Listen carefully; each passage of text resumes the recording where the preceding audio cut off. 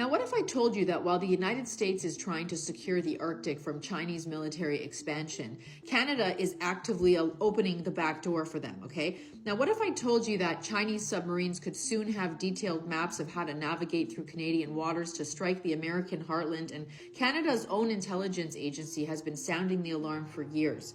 But our political leaders, they're not listening. And what if I told you that Canada's Prime Minister just flew to Beijing, shook hands with Xi Jinping, and cut a trade deal with China at the exact moment when the United States needs allied unity more than ever? Today, we're going to connect the dots on what might be one of the most consequential betrayals of Western security interests in a generation. This is just not my opinion. And this is the story of the Arctic, of submarines, of rare earth minerals, and of a Canadian Prime Minister who seems more interested in impressing his globalist friends at Davos than protecting North American security. And Canadians are going to pay for this. They're going to pay for this decision. And let's start with China. What China is actually doing in the Arctic, because this isn't speculation, this is documented facts. In March 2023, the Canadian military discovered Chinese monitoring buoys in Canadian Arctic waters. These aren't weather buoys. These are surveillance devices capable of tracking submarine movements. Now think about that. China planted listening devices in Canadian territory to track Western submarines. Now, Chinese research vessels have been operating in the Canadian Arctic waters for years. And here's what you need to understand. These vessels are owned and operated by organizations with direct ties to the People's Liberation Army. The data that they gather above and below the water can be used for military purposes. Security experts now believe that China has detailed maps that would allow their submarines to navigate through Canadian waters.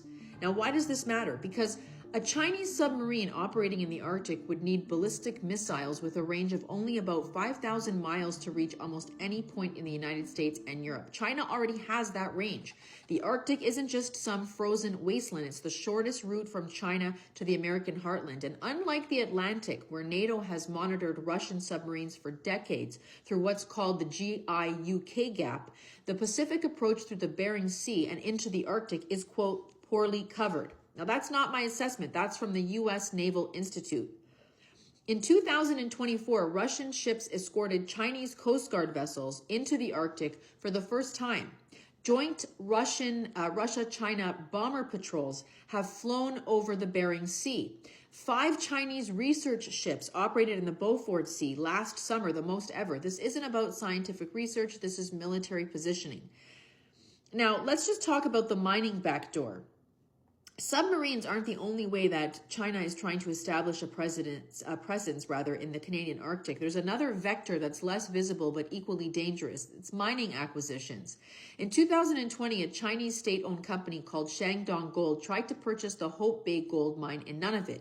Now, this wasn't just any mine. It sits along the Northwest Passage, one of the most strategic shipping routes on the planet. It has a port attached to it. And here's the kicker. It's only about 100 kilometers from a NORAD radar station that's basically part of the American Early Warning System. Colonel Pierre LeBlanc, the former commander of Joint Task Force North, laid out the risks in stark terms. And this is what he said.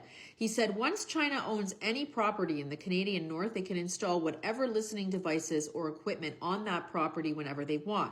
That's common sense. Now, to their credit, the Canadian government blocked that deal in 2020 after a national security review. But here's what should concern you. Chinese state-owned companies already control lead, copper and zinc deposits in Western Nunavut. They've acquired stakes in rare earth mining operations in Northwest Territories, specifically at a mine called Neshalasho, which was supposed to be part of a Western supply chain independent of China, okay? A local official in Yellowknife said it best. Neshalasho was sold as a source of rare earths and critical minerals that would be controlled by the Allies. It was supposed to be for the West. He said, I was there when that announcement was made with representatives from Australia, Norway, and the United States, all holding hands, showing that this was going to be a Western supply chain. Now, with China involved, that's clearly not the case anymore.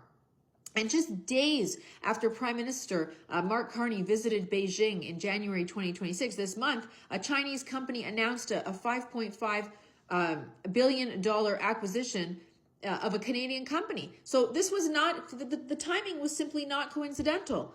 Now, There's another dimension to this that most people don't know about. Canadian universities, okay, have been collaborating with Chinese military institutions for years, sharing research that has direct applications for submarine technology, quantum cryptography, and military photonics. The Canadian Security Intelligence Service, CSIS, has been sounding the alarm.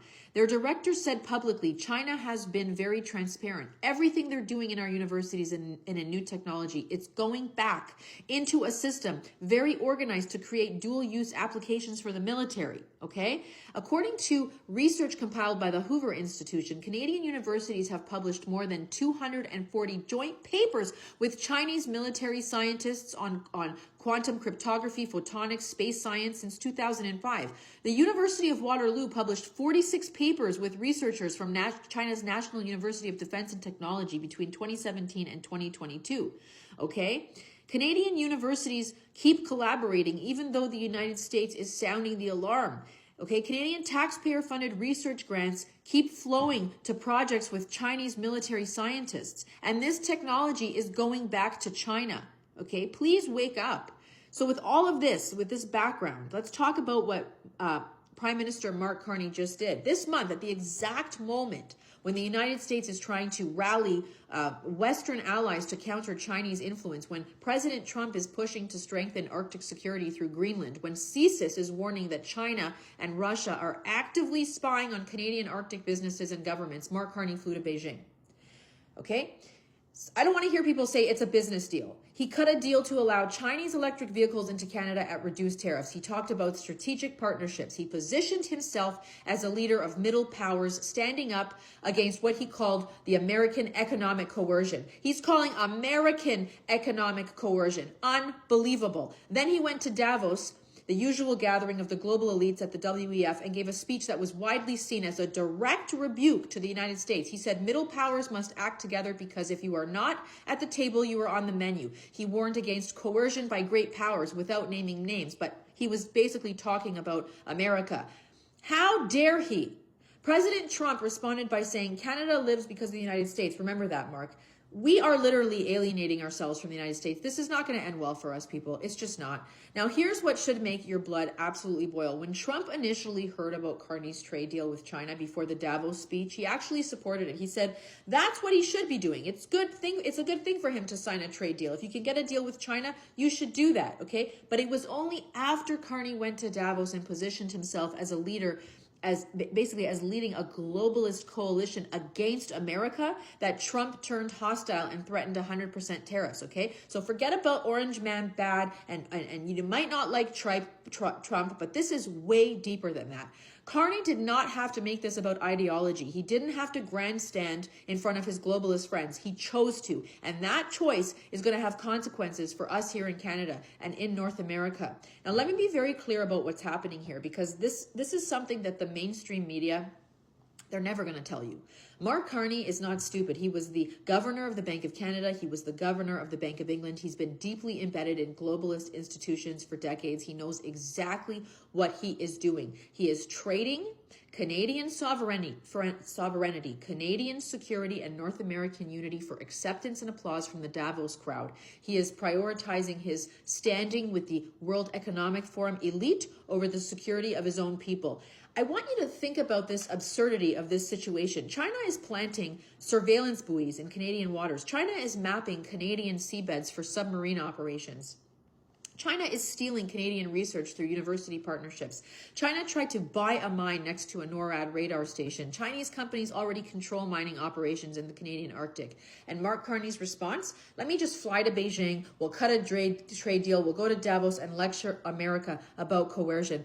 This just isn't bad policy. This is a betrayal of the Western alliance at a critical moment. This is putting a globalist ideology, which, by the way, puts Canada absolutely last ahead of national security. And if it continues, it's going to weaken us, and not just us, but the entire North American defense posture, okay? Now, here's what's at stake. If this trajectory continues, if Canada becomes a backdoor for Chinese goods into North America, the United States will have no choice but to treat Canada as a compromised partner. That means tariffs. That means reduced intelligence sharing. That means a fractured NORAD. That means the undefended northern border that has kept Americans safe for over a century. So you tell me what's next. You tell me what's going to happen to Canada. If China continues to acquire mining operations in the Canadian Arctic, they gain not just economic leverage, but physical presence near critical defense infrastructure. They gain ports. They gain places to install equipment. They gain a foothold that will be nearly impossible to dislodge. And this guy went to China. If Chinese submarines gain the ability to operate freely in Arctic waters with detailed navigation charts provided by their research vessels, they gain a first strike capability against the American homeland that bypasses all of our Atlantic defenses. And if leaders like Mark Carney continue to prioritize their globalist credentials over national security, Canada is absolutely finished. All of us depend on a unified Western alliance to counter authoritarian expansion. This is not new. The Arctic is not a frozen wasteland. It's the new front line, and we're losing it. China understands this.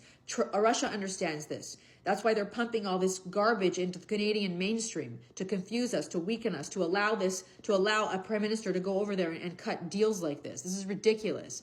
The only people who don't seem to understand it are the globalist elites. They think that they can just play both sides, right? And lecture Washington. And again, this isn't diplomacy. This is extremely short-sighted, and we're all going to pay for it economically. I'm going to say, give us 12 months. Mark Carney had a choice. He could have flown to Washington. He could have negotiated in good faith with an administration that, whatever its tough rhetoric, wants a strong, secure, and prosperous Canada as a partner. But instead, he flew to Beijing. He went to Davos. He chose his team, and it wasn't the team that includes the Western Alliance, United States, NATO, and the Western Alliance. Canadians deserve better.